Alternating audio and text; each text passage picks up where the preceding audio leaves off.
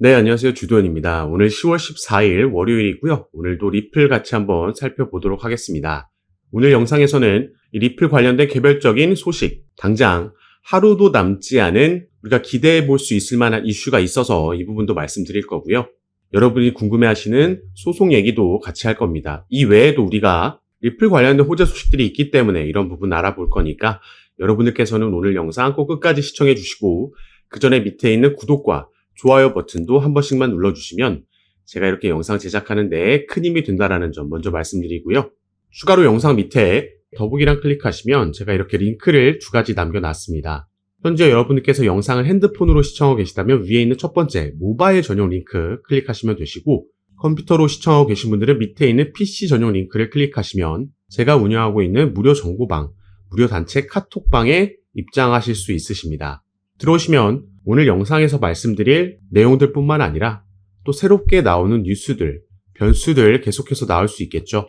오늘도 이 지정학적 리스크가 새롭게 변수로 나온 만큼 이런 이슈들에 어떻게 대응하면 좋을지 실시간으로 구체적인 타점까지 공유해 드리면서 함께 매매에 도움을 드리고 있으니까 여러분들께서도 이런 정보들 가장 빠르게 받아보시면서 투자 판단에 참고하시고 매매 진행하시면 더욱 좋을 것 같습니다. 자, 그럼 다시 리플 얘기로 돌아와서 바로 이 소송 이슈부터 살펴보도록 하겠습니다. 자, 암호화폐 전문 변호사가 SEC가 XRP 상대 항소 성공 가능성 낮다라고 얘기를 했습니다. 그래서 법적 공방이 종결 날까? 이런 제목의 기사가 나왔는데요. 자, 우선 최근 상황을 설명해 드리자면 작년에 이 약식 재판 판결이 나왔습니다. 그리고 여기서 분리 판결이 나왔죠. 1차 시장, 기관들에게 판매된 XRP는 증권이다라는 결과가 나왔고, 2차 시장, 거래소에서 개인들에게 판매된 XRP는 증권이 아니다라는 판결이 나온 거였습니다. 그래서 일단 우리는 SEC가 여기에 대해서 최근 항소를 제기했다라고 볼 수 있겠죠. 그리고 최근 리플도 여기에 대해서 교차 항소를 신청했다, 여기까지 전달해 드렸습니다. 그런데 SEC 같은 경우에는 이 약식 판결에서 나온 판결문에 대해서 이걸 뒤집을 만한 증거를 충분히 가지고 있지 않기 때문에 우리가 결과에 대해서는 크게 걱정할 필요가 없다라고 말씀을 드렸습니다. 그리고 결과를 떠나서 일단 항소가 시작되게 되면 종결될 수 있는 날짜가, 항소에 대한 판결은 2026년 1분기는 돼야지 나올 거라고 지금 예상되고 있습니다. 늦어지면 2분기까지도 갈 수가 있죠. 그런데 당장 우리는 다음 달에 미국에서 대선이 예정되어 있습니다. 여기서 만약에 트럼프가 당선이 되게 되면 SEC 위원장인 게리 갠슬러는 교체가 될 거고요. 조금 더 명확한 암호화폐 관련 규제들이 암호화폐에게 유리한 쪽으로 생겨날 공산이 크다라고 볼 수 있습니다. 트럼프가 열렬한 암호화폐 지지자이기 때문에 우리가 이런 상황을 예상해 볼 수 있는 거죠. 지금 당선 확률도 해리스보다 앞서고 있다는 점이 상당히 긍정적이다 볼 수 있습니다. 그리고 이미 미국의 의회에서는 이 국회의원들이 이 관련된 코인과 관련된 법안을 제정시키려는 움직임을 가져가고 있죠. 그리고 미 의회에서 보여주고 있는 움직임은 이 코인을 상품으로 분류하려는 움직임을 가져가고 있다는 겁니다. 자, 증권 그리고 상품이 있는데요. 증권은 여길 관할하는 게 바로 미국의 증권거래위원회 SEC가 되겠고, 자, 상품을 관할하는 기관은 CFTC 상품거래위원회가 또 따로 있습니다. 그래서 관할권을 이쪽으로 넘기려는 움직임이 나오고 있다. 결론적으로 리플에게 유리하게 이 소송이 계속해서 흘러갈 공산이 높다라고 보시면 되겠습니다. 그리고 최근에 나온 리플의 개별적인 호재 소식들은 바로 이 부분이죠. 자, 커스터디 서비스, 수탁 서비스를 개시한다라고 리플이 최근에 발표를 했고요. 자, 스테이블 코인 같은 경우에도 조만간 출시될 거라고 예상되고 있습니다. 자, 커스터디 서비스, 이 수탁 서비스 같은 경우에는 제가 최근 영상에서 계속해서 자세하게 말씀을 드렸습니다.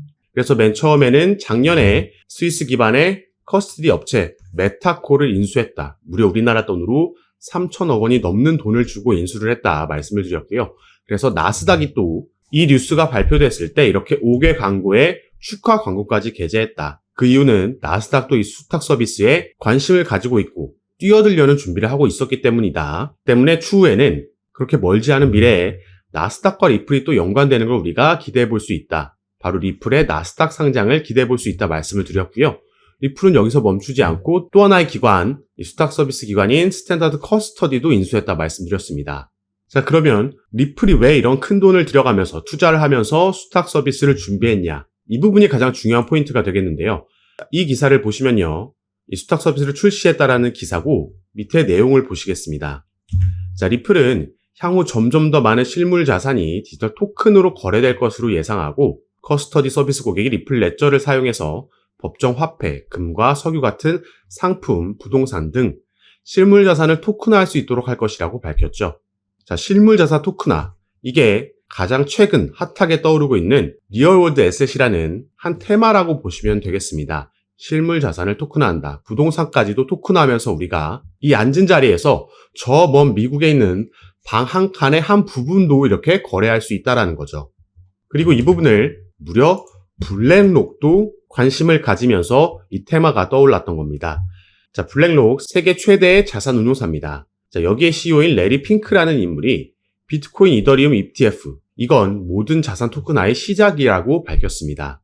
자, 이 기사는 올해 초에 1월 달에 비트코인 현물 ETF가 승인됐을 쯤에 나온 기사인데요. 사실 이전부터 신청을 했을 때부터 계속해서 이런 얘기를 이 레리 핑크라는 블랙록의 CEO는 얘기한 바가 있습니다. 자, 밑에 내용을 보시면 위험한 신생 자산군에 대한 노출을 제공하는 안전한 방법으로 평가받는 이 ETF가 금융시장 기술혁명의 1단계고 2단계가 바로 금융자산의 토큰화라는 거죠. 이 RWA, 그래서 블랙록이 RWA 펀드도 신청을 하면서 이 관련 테마에 있는 코인들이 급등을 했었습니다. 그리고 리플은 바로 저번 달에 한국을 방문했을 때도 이 커스티디 수탁 서비스 관련해서 여기에 대한 시장 규모가 10조 달러까지 갈 거라고 전망한다 얘기한 바가 있죠. 엄청난 미래의 먹거리가 될 거라는 거고 때문에 큰 금액의 돈을 투자하면서 이 부분을 준비했다. 이게 꼭 지금 당장은 아니더라도 추후에 엄청난 호재로 작용할 수 있다 말씀을 드렸습니다. 자, 그리고 또 한 가지 호재 소식은 아까 스테이블 코인이 있었죠. 그리고 채 하루도 남지 않은 리플의 연례 행사인 리플 스웰이 올해 마이애미에서 개최됩니다. 자, 10월 15일과 16일 날 이 부분이 진행이 되는데 리플의 연례 행사에서 항상 중대 발표를 하나씩 하면서 시세를 끌어올렸던 바가 있죠. 그래서 올해는 리플 스웰에서 아마도 스테이블 코인이 언급되지 않을까 이렇게 보고 있습니다. 이미 총 발행량의 99%가 민팅된 만큼 정말 출시가 임박했고 이미 테스트가 진행 중이기 때문이죠. 그리고 이 스테이블 코인 관련해서 우리가 이 부분을 함께 볼 건데요. 자, 리플의 스테이블 코인이 어디서 어디로 움직이는지 그걸 트래커, 추적해주는 사이트라고 보시면 됩니다. 그래서 이렇게 움직임을 리플의 스테이블 코인이 발행한 곳에서 다른 지갑으로 이동한 이런 것들이 표시되고 있는데 우리가 이걸 클릭해서 그 내용들을 살펴보면요. 자, 중요한 게 있습니다. 이 정도의 26만 개의 스테이블 코인이 이동을 했다 나와 있는데 자, 여기 결과가 있죠. 성공적이었고요. 여기서 우리가 중요히 봐야 되는 건 바로 이 수수료입니다. 수수료를 XRP로 지불했다라는 거죠.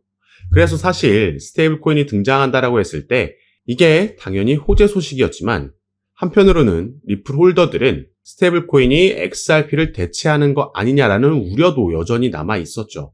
브래드 갈링하우스 CEO가 그렇지 않다라고 인터뷰에서 얘기한 바가 있지만 확실하게 스테이블 코인이 출시되고 나서도 XRP가 건재한지 확인하기 전까지는 이 불안감이 여전히 남아 있다라고 보여지고 있었습니다.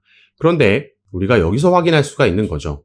이 스테이블 코인은 리플을 대체하는 게 아니라 여기서도 리플이 사용되면서 투트랙 전략으로 간다. 스테이블 코인과 리플이 함께 성장하는 모습을 우리가 기대해 볼 수 있겠다. 이렇게 이해하시면 가장 좋을 것 같습니다.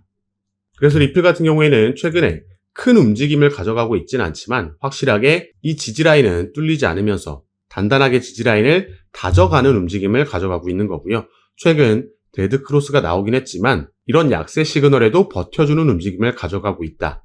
여기서 추가적인 이 지정학적 리스크만 추가로 나와주지 않는다면 충분히 반등 모멘텀이 곧 나올 수 있겠다 보여지는 부분입니다. 그래서 이번 4분기에는 금리 인하도 추가로 2번 베이비 컷으로 있을 거라고 미 연준의 파월 의장이 언급하기도 했고 대선도 우리가 기대해 볼 수 있는 호재성 이벤트죠. 항상 대선이 있을 때마다 시장은 상승 마감을 했었습니다. 그리고 비트코인의 반감기도 올해 4월 달에 적용되고 나서 조정받는 기간을 거쳤고 이번 4분기부터는 충분히 반등할 그 사이클이다, 그 시기다라고도 말씀을 드렸죠. 중국에서도 경기 부양책을 추가로 내놓을 거란 기대감에 시장이 지금 긍정적인 모습 보여주고 있습니다. 그리고 이런 호재 소식들로 인해서 올해가 끝이 아니고 내년까지도 이 상승장은 이어질 거라고 보고 있기 때문에 우리가 지금 어떻게 대처하고 추후에 상승하고 나서도 어떻게 대처하느냐가 이번 상승장에서 그 수익률을 가를 중요한 포인트다 보여주고 있습니다.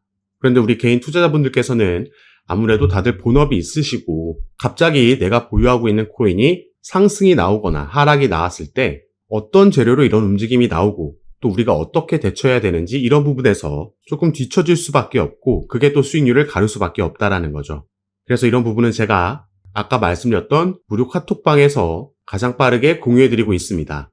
영상 밑에 더보기란 클릭하시면 제가 무료로 운영하고 있는 단체 카톡방에서 가장 빠르게 이런 뉴스들, 변수들 공유해드리면서 구체적인 타점까지 말씀드리고 있으니까요. 이런 정보들 받아보시면서 여러분 투자 판단에 참고하시고 매매 진행하시면 더욱 좋을 것 같습니다.